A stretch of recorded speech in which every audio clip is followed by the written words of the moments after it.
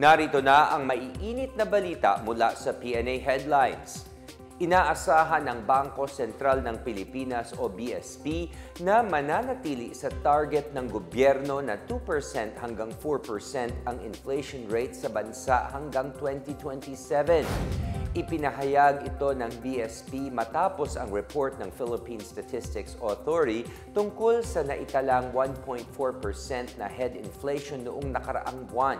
Dagdag pa ng BSP, mananatiling nasa mababa ang inflation rate sa target ng gobyerno ngayong taon dahil sa patuloy na pagbaba ng presyo ng mga bilihin, partikular na sa bigas. Ngunit maaari itong maapektuhan ng patuloy na pagtaas ng presyo ng langis.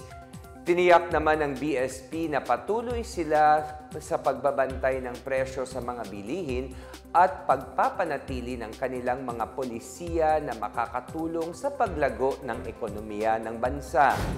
Samantala, sinabi ng Department of Economy, Planning and Development or DepDev na ang mga pagbibigay pansin ng pamahalaan sa agrikultura, food supply at logistics ay nakakatulong upang manatiling mababa ang inflation rate noong nakaraang buwan.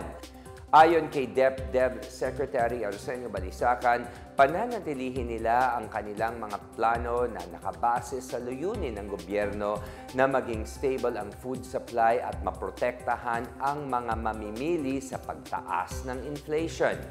Upang mapalakas pa ang food supply chain sa bansa, patuloy naman ang Department of Agriculture sa pagpapalakas ng kanilang Industry Recovery and Expansion Program gaya ng Swine Industry Recovery Project at Livestock Economic Enterprise Development. Sa kabilang banda, nakikipagtulungan naman ang Department of Energy sa mga private oil companies sa pagbibigay ng discount sa mga motorista na apektado ng price hike dulot sa tensyon sa Middle East.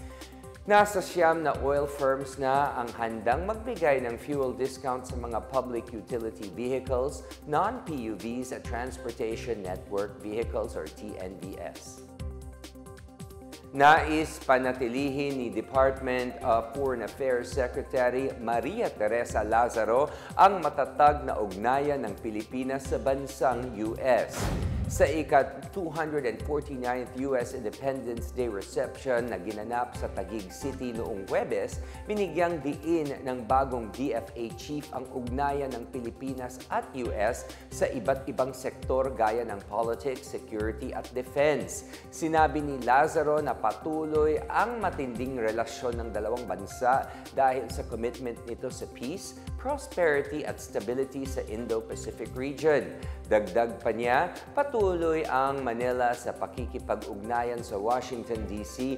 para sa ilang bilateral dialogues upang mapalakas ang kooperasyon sa maritime domain, science and technology, democracy, trade and investment, energy, aviation at outer space. Ngayon taon lamang, ilang matataas na opisyal ng Estados Unidos ang bumisita sa bansa, kasama na dito si Defense Secretary Pete Hegseth noong Marso. At sa iba pang balita, nagkasundo ang Department of Health at ilang pribadong ospital na palakasin ang programang magtitiyak ng tuloy-tuloy na tulong medikal para sa mga Pilipinong mahihirap at nangangailangan. Nagpulong ang DOH Metro Manila Center for Health Development at 68 pribadong ospital mula noong Miyerkules. Dito tinalakay ng DOH ang pagpapatupad ng programang MAIFIP or Medical Assistance for Indigent and Financially Incapacitated Patients. Layunin ng meeting na bumuo ng mga paraan para pabilisin at ayusin ang mga sistema ng programa tulad ng paglalabas ng paggastos ng pondo, documentation at pagpapaganda ng serbisyo. Ayon kay DOH MMCHD Regional Director Lester Tan, mahalagang plataporma ang naturang meeting sa pagsanib puwersa ng gobyerno at pribadong sektor sa pag-abot sa layuning universal healthcare. Nananawagan si Tan na magtulungan ang lahat sa pagbuo ng health system sa bansa na inklusibo at handang tumugon sa pangangailangan ng bawat Pilipino. Noong December 2024, nakapagserbisyo ang MAIFIP ng 3.8 milyon na pasyente.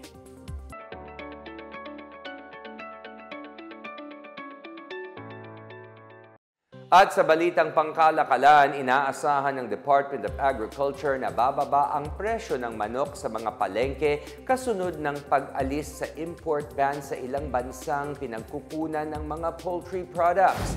Kamakailan lang inaprubahan ni Agriculture Secretary Francisco Tiu Laurel Jr. ang pag-alis sa temporary import ban sa mga poultry products mula sa Brazil.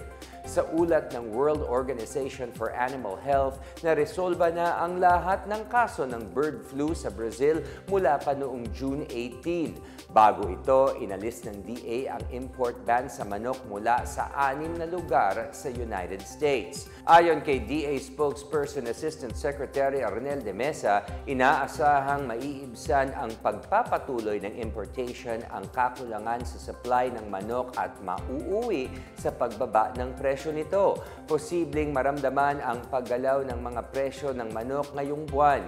Kasalukuyang nasa 220 hanggang 250 pesos ang presyo ng manok kada kilo sa Metro Manila.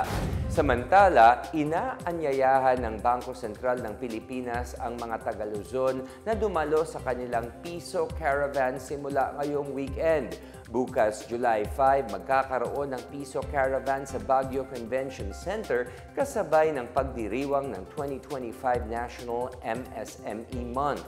Dito, maaaring magpalit ng luma, marumi at sirang pera at magpabukas ng bank at e-wallet account.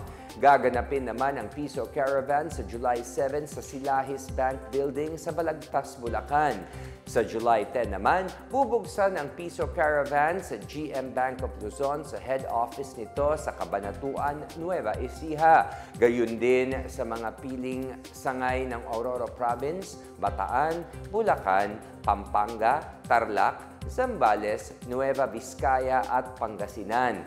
Layunin ng Piso Caravan na turuan ang mga Pilipino ng financial literacy, pangangalaga ng barya at perang papel at paggamit ng digital transactions. At yan ang pinakabago at pinakamahalagang balita sa mga oras na ito, hatid sa inyo ng PNA Headlines. Para sa iba pang mga balita at impormasyon, bisitahin lamang ang aming website, pna.gov.ph o ang aming Facebook at X account na Philippine News Agency. Mapapanood din ang PNA Headlines sa pamamagitan ng link sa website ng News and Information Bureau sa ilalim ng PNA News at sa YouTube account ng Philippine News Agency. Ako po si William Theo. Ito ang PNA Headlines, naghahatid ng mga balitang nagbubuklod sa bagong Pilipinas.